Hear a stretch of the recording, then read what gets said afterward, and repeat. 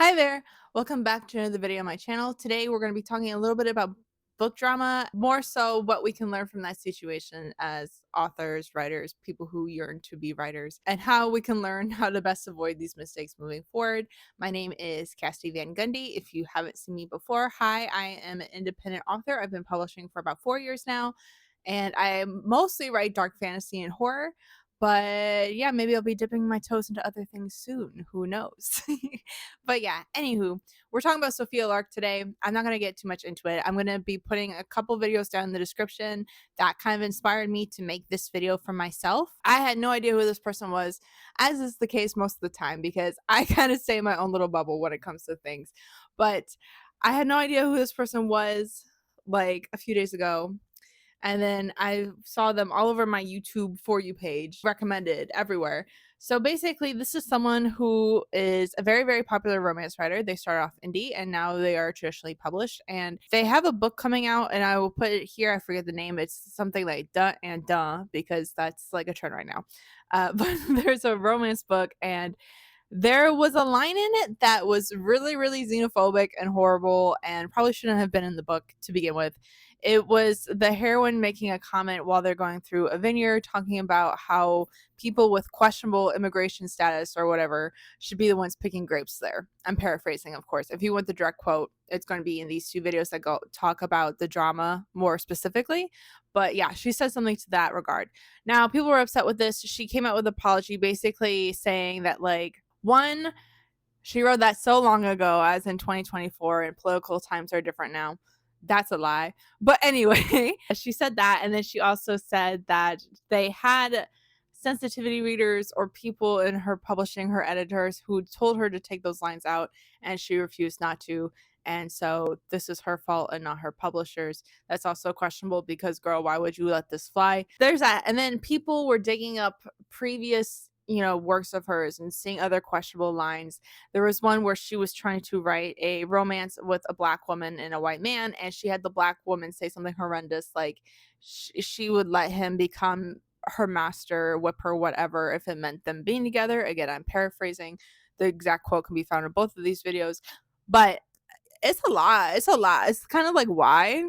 And I feel like every now and then I hear whisperings of this and outrage from the romance community.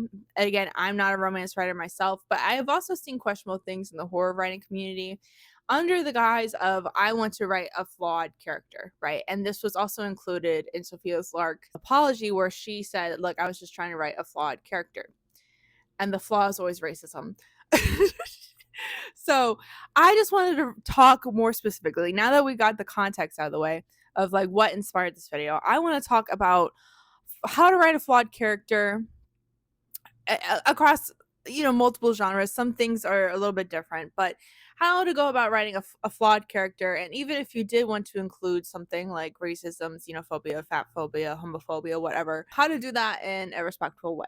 So again, if you're interested in all that, just keep watching. So one other creator on here pointed out an excellent way to go about this, and I'm just going to repeat her advice to you guys now. It's about framing, right? If you are writing somebody who is vile and awful, don't paint them as the heroine. Or if you do, like, maybe they're like an anti-hero type thing, give them room to grow, or room to grow out of that. Because if you don't and you accept it as TT haha's funnies, then people will like make the assumption that this person normalizes this behavior and it's acceptable, right? Some people might go as far as to accuse you of thinking that behavior is acceptable. That's a slippery slope, because some people do criticize authors for having the same beliefs as their characters, and that isn't always true, especially if you're writing a critique piece. The creator in that video, they referenced Lolita as being a horribly shocking story through the perspective of somebody who is in, they're using the word PDF file. I've seen that thrown around the internet a lot to get away from like YouTube's algorithm and stuff. But yes, someone like that. But it's meant to critique people like that. It's not meant to celebrate or encourage people like that. And again, that's the point of framing, right? Like, Lolita is a horror story. At the end of the day, it's not a romance. Important to keep that in mind. So yes, you can have vile, horrible characters and then have the story told through their perspective, but also do it in a way that's like artistic and like to the point of your messaging. And I see this in the horror community too, where people will write things in to show that somebody's a bad guy, and then like have them get chopped up later and have like some sort of like vengeful moment. And like that's always fun to watch. Like Promising Young Woman is just like a vengeful story out the wazoo. It deals with, you know, SA and like women, the types of men who do horrible things to women, and a woman getting revenge on behalf of her friend. So there's a lot of like revenge type stories in horror. You could do something like that. Super cut and dry, plain and simple, really, really easy. You can also do the thing that's pretty popular. You have your novel being told through the perspective of like a serial killer, right? Obviously, a serial killer isn't going to be right in the head. I don't think anyone's advocating for that. But if you want to explore those themes with a person who we know to be a bad person, that's fine and dandy, because you're still framing it in a way of like, oh, look at this person, they are a serial killer. So that's like implied that they're not super amazing, right? But that's not what was being done in Miss Sophie Lark's case, right? And I'm not saying you can't start off one way and then grow, right? Like maybe you're writing a romance and you're having a white heroine have a relationship with somebody outside of the race for the first time, and maybe they fumble, maybe they make mistakes as they're trying to navigate this new relationship dynamic they haven't experienced before. I think that would be a good story to show that like somebody's growing out of a certain mindset maybe they were raised in, or also like again somebody experiencing a queer relationship for the first time might not know all the ins and outs of things, and so having them fumble and make mistakes and grow through that might also be an interesting take, right? But like I don't, the problem is like the fact that like the way she wrote these stories is almost as if like racism was like the butt of a joke or something, like to be laughed at or to be like quirky humor, which is a whole other thing in itself. Also, you don't necessarily have to write a flawed character and make them like have some despicable trait like that, right? I'm going to be referencing some of my own work from here on out, so if you're annoyed by that, I'm sorry, but this is the best way I can illustrate that for you. So basically, I have two full-length novels out that are a pair in a series, and then I have short story collections. Short stories collections are interesting because you're constantly writing new characters for each short story collection. For this, my main title character in this is someone named Bianca. And when I write, I always pick out, okay, what is their essence, right? Because, you know, everyone's multifaceted. Everybody has so many different sides of them, sure. But when you're writing a character, you have to pick out a handful of things that really stick out to the reader that will be that will act like motivators for their decisions, right? So something I really wanted to hammer home with Bianca is that she is a computer programmer, right? She writes code. And admittingly, I was very inspired by my husband, who is also a computer programmer. And we've had many conversations about what the typical personality for somebody who gets into computer sciences would be like. Some people get into it because they think they're going to make money from it, right? But people who I like to joke about artists and that there's a certain type of person that goes into different art fields. It's stereotyping. It's not good. I know that. I have these conversations with my husband, and he has the same thing for tech field. There's crossovers, right? So one of the things that he has always said is that somebody who's really into computer programming has a godlike complex, right? They see themselves as creators because they can construct something out of nothing, out of thin air, which I always thought was fascinating. It was interesting that he always said that. And he personally ran into that many a times when meeting other computer programmers, and especially like the stubbornness that comes about when you want code to be done your way, in a certain way. And then when you collaborate on group projects, sometimes you butt heads with that, right? That was my main inspiration. So much so that like that was literally the introductory paragraph to this whole book. So I'm just going to read it to you real quick. There's a long-standing secret between computer programmers. We all have a god complex.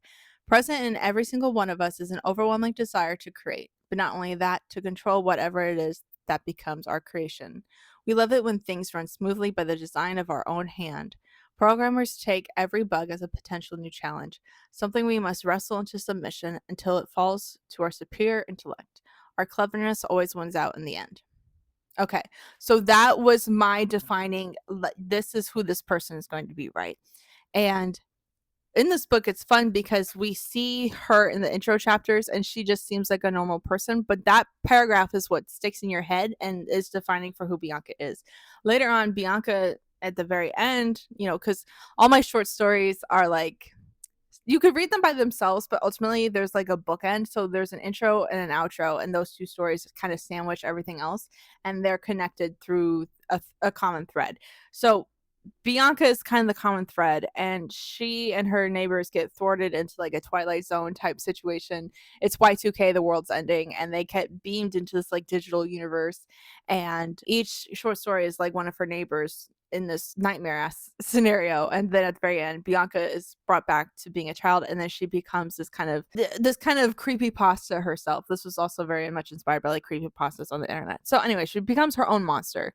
And that monster is basically someone who has that trait exacerbated, right? So she becomes the kind of commanding force behind this little universe. So much so that even the way she interacts with her friends, she sees them as beneath her, even though she still admires them. Like, she sees them almost as like pretty little things, pretty little pets, and she still like loves them, but not in a way that's healthy, right? Like, that's her flaw, right? I wanted that to be a thing. So Bianca in this universe is the programmer, and she's the one that's like coming up with these horrible, horrible horror stories and putting people through stuff, but she can't because she's so enamored with the creation process, she can't stop. Boom. Great. Flawed character. Super flawed character. And likewise, even in the short stories themselves, I can flash forward to one that I like to reference because, one, I think it's a little bit more popular with my readers, but it's also really personal to me. I didn't realize how personal it was until it came out, but the Tamagotchi effect is like one of the first stories you'll read. And the girl in this story, the main character of the story, is somebody who's like obsessed with Tamagotchis, but also obsessed in nurturing and taking care of them. And she feels like if she doesn't compulsively take care of this pet, it will die. And she can't wrestle with the idea of like her harming this pet in this way, right? So much so that it also impedes her friendships in her daily life. And so the two kind of cross in between. Comes into contact with these like haunted Tamagotchis after someone she looks up to, like an older girl in her school, dies. She inherits these Tamagotchis from her and then takes on the responsibility of taking care of multiple pets, not just one, right? And then you can see that obsessiveness also with one of her friends. And when they get in an argument and a tiff, it's almost like she has this like nervous breakdown because she can't disappoint her friend either. So a lot of my own like internalized people pleasing but slash controlling, because at the end of the day, like, people pleasing is a form of emotional manipulation, whether we want to admit it or not, and it can be used as a controlling tactic too. So a lot about that is like this anxious need to control everything and keep everything safe manifests a lot in my work, unfortunately. Yeah. Drama. Anyway, another flawed main character, right? Where Bianca has this confidence in her, this other girl does not. And I kind of want to carry that over to some other characters too, right? So my idea for this was to make Bianca the computer programmer slash writer, because at the end of the day, I can relate to a computer programmer as a creator in the same way that I write stories and I create my own little universes that way. So this is Bianca the writer slash computer programmer. The sequel, not really a sequel, but like the little sisters to Cursed Images 1, Scary Stories of the Child of the Internet. This is Cursed Images Social Media Madness. The first one takes place in the early 2000s. This one takes place in the 2010s. I wanted the book and main title character to take on the personality of an editor, right?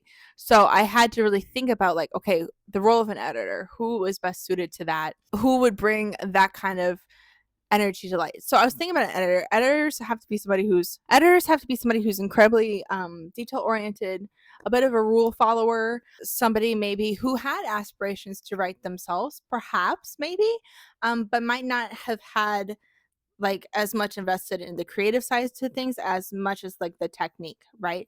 So I again was trying to be like, okay, these are the personality traits I want for this person. How do I exacerbate that and make them into their own monster eventually, right?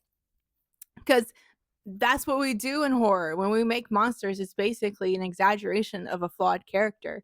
And that's what makes it so much fun. So I would like to say I have a lot of experience writing flawed characters. But anyway, I wrote Isla. Isla is a bit younger than Bianca, at least starting out. She is a college RA.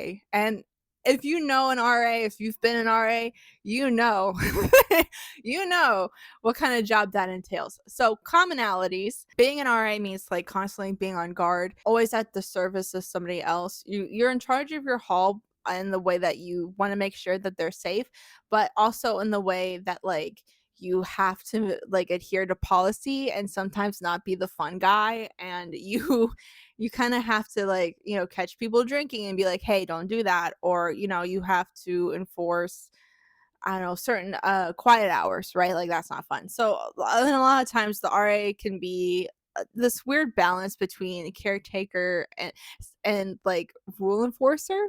So that's kind of what I wanted the editor energy to be. So yes, Isla is like that. She's going on a trip because this takes place in 2012. She's going on a trip to Guatemala to celebrate the end of the world in 2012, and she's going with her hall, but they kind of don't want her there because she's kind of a wet blanket, right? But she desperately wants to relate to these people, but there's some sort of barrier between herself and them, and she wishes she could just relax and like, you know, be their friend for once, but there's something getting in the way of that, right? Whether it's just her RA position or her own insecurities about whether or not people like her, about whether or not she's good enough. um all that comes into play, right? Well, at the very end, because we have an outro story, and the outro story is always when we reveal the monster. At the very end, she kind of becomes this black hole encompassing creature, right? Like, that's kind of like where we end the first intro story, is that there's like a mini black hole happening on top of this temple. And at first, it seems like an outside event, but then we realize it's like a manifestation of Isla's anxieties and her repressing her own sense of self. And so she eventually becomes this monster in this third space, this liminal space where she has like little holes on her, and she essentially like deletes things around her, right? In its most basic regard. Like, if when I was thinking about like, okay, what would the manifestation of an editor be? Well, editors are meant to cut things, right? They're meant to get rid of what's not working, maybe offer suggestions, move things around, right? So ultimately that's what her job is. She comes into contact with Bianca, the writer, the computer programmer, the creator, right? And then she becomes almost like a co-worker of hers, where Isla becomes the editor, and she is constantly moving these universes around. Like the universes that Bianca can't stop herself from creating, she moves to the furthest reaches so that the bad stuff can't get to them. Or if there is bad stuff, she tries to contain it in one area. She doesn't necessarily delete anything because she doesn't want to, because effectively she cares about these people at the end of the day, but it's almost like stopping herself from committing these harms, right? So again, a lot to unpack. I would definitely say that Isla has more of an anxious personality than Bianca does. Bianca has more confidence to her. But at the end of the day, like once Isla steps into her true form, she does feel this sense of like, oh yes, this is where I belong. So very interesting, I think. I don't know. I'm incredibly biased. But yeah, like, and there's ways to do this. I mean, I have also done this in a comedic way. Where I've shown like an unlikable character getting their comeuppance, or a flawed character, you know, getting their stuff handed to them. I wrote the story Wizards Only in here. It's very, very short, but I wrote the Wizards Only thing to just basically make fun of incels. And I wanted to write about like somebody who, like a Reddit type person back when the Reddit Tumblr war was happening, and people who can use meme magic or internet magic to achieve certain goals.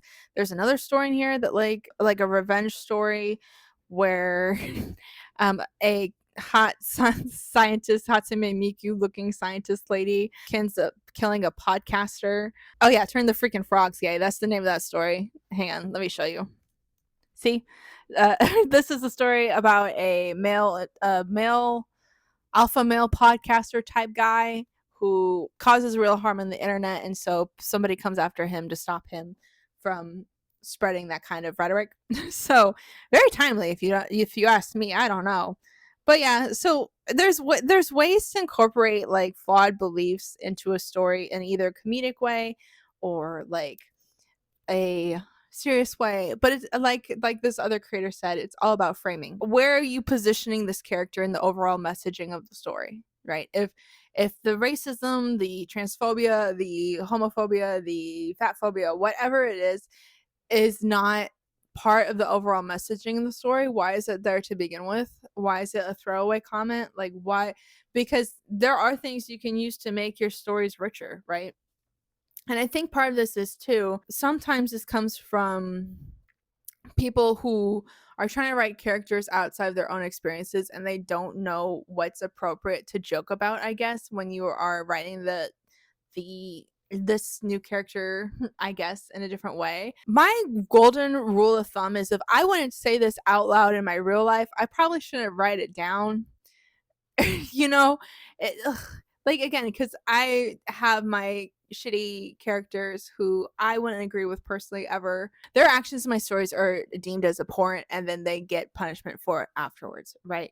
So it's different, it's a different framing, but like if I was trying to write somebody, like I don't know, it just, and this is just my personal preference, right? Because I've written characters outside my race before. My characters in here, some of them are different sexual orientations than what I am. Some of them are different gender presentations than what I am. I just think that if I'm writing through their perspective, I'm not going to write anything for them to say that I wouldn't say out loud. Me personally, if I was writing a black main character, I would not have them dropping the N word every 5 seconds. That's just a personal preference to me.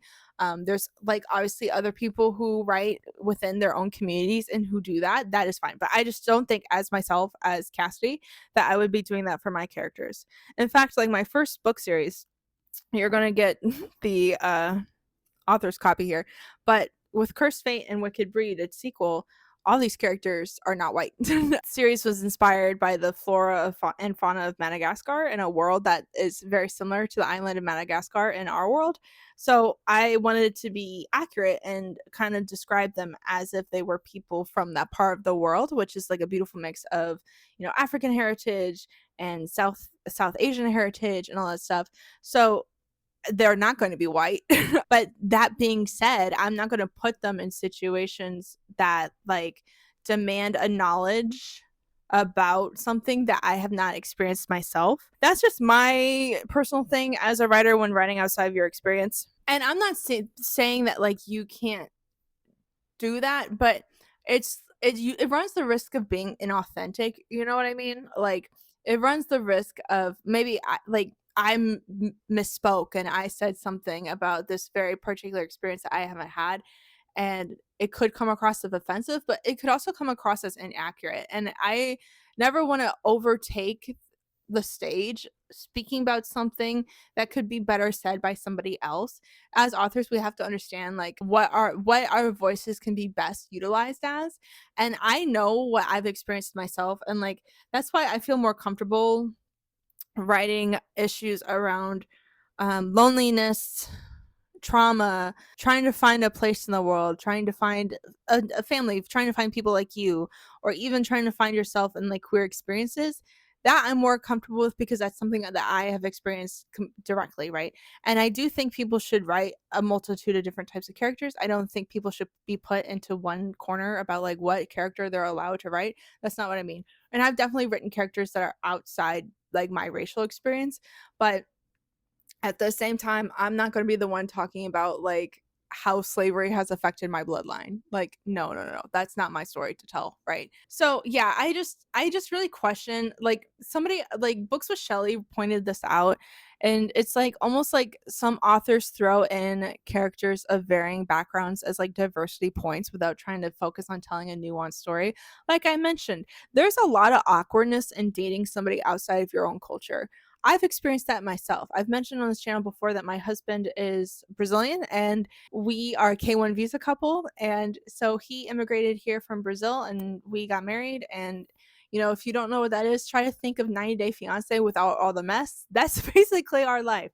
So there's a lot of experiences that we've had to learn about each other and differences between cultures. And some of it's awkward. Like, Like, for instance, when we were dating, I swear to God, Douglas thought I was like the dirtiest person ever because I didn't shower every day, right?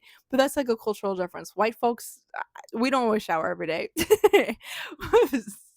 I don't, right? I do every other day. I'm not dirty. Like, but like, you know, I shower every other day. I don't shower every day. But because he's from a country with a certain climate, that's a necessity. When I go to Brazil, girl, I shower like multiple times a day because you can't help but sweat there. Like, especially in certain times of the year, it is so humid, it is so hot.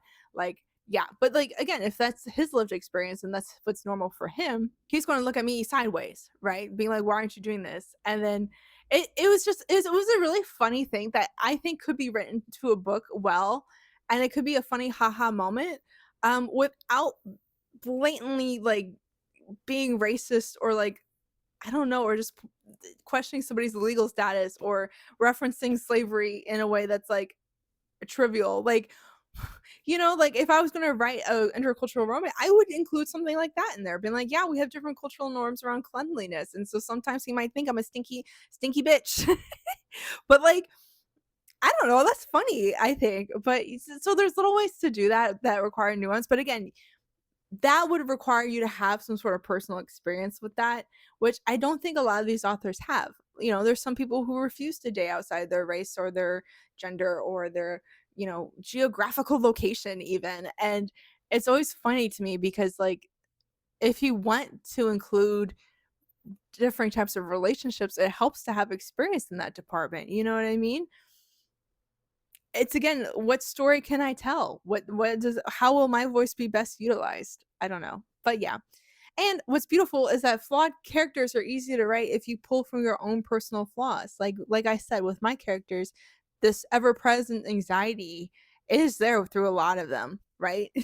And this neglect, this loneliness, this sadness is there with almost even in my novels, right? Like it's a found family trope. Like my main character is trying to chase down a missing father and have that connection, right? And stumbles upon these people that you know ultimately become his family in one way or another. They're like, so I don't know, like that I wrote that because I have daddy issues myself. You know what I mean? So oftentimes if we're writing flawed characters, it helps to look at our own flaws and be like, okay, well, how can I best tap into this and exaggerate this and make it a thing? And I think that's where good art comes from, is when we are honest and we're not trying to pretend to be something we're not. And that's why I tied it into like I know this has been a stream of consciousness video pretty much, but basically that's why I wanted to tie it to identity almost, because our flaws can push our work and make it great. And I think everybody should write flawed characters because I think humans are inherently flawed. But the best way to do that is if you put a mirror to yourself and just shine that outward. Now there's some writers who refuse to do that and they can get away with it because they tend to write, you know, whatever's popular or whatever is sellable. Um, and no shame if that's your bag. I'm not trying to yuck your gum, but at the same time, that's where art comes from, is when we take our mirror to like take a picture of ourselves and show it to the world, or we take a mirror to society and make everybody else look at each other, right? And that's what good art does. And I just, again, this person I don't think has the emotional intelligence to do that. And I think as writers and as authors, we have to think about like, okay, well, what do we want to say? And is my voice the best voice to tell it? Right? Those are the two questions you should ask yourself before you write anything down, let alone before approaching a flawed character, right? So that's my advice. If you want to do that, think about specifically like what their role in the story is going to be and what sort of personality traits would better suit this job, this role, or you know, or would best suit this sort of narrative, and really amp those couple up, right? Because I think a lot of people can see themselves in feelings of loneliness. A lot of people can see themselves in feeling anxious, wanting to be a good person, wanting to take care of other people, but to the point where maybe like they teeter the line between controlling and caring, right? Like what does that look like? Because the way we like think about those two words alone, we separate them, but we don't want to admit that sometimes they can be the same coin, two sides of the same coin. So yeah, that's my personal, like, okay, how do I work through this myself, and how should other people work through this? But and that's something I think it could be easily achievable in romance too, truthfully. And I think they can get at it sometimes with the taboo romances and stuff, but I just think that self-reflection is necessary, and I think these sorts of things could be avoided if, god, people just took 2 seconds of self-reflection every now and then. But god forbid people freaking stop and breathe and think about their actions for a second. You'd be surprised how many people don't do that. But yeah, anyway, so that's my advice for writing flawed main characters. I hope you got something informative out of this video. I hope you found it helpful to some degree. If that's the case, please let me know in the comments down below. You can like this video, comment down below, share it with a friend, or subscribe to my channel. Please, please, please. That would help me out a lot. I'm also open to memberships now, so if you want to continue to support my channel that way, feel free to go ahead and do that. And until next time, thanks. Bye.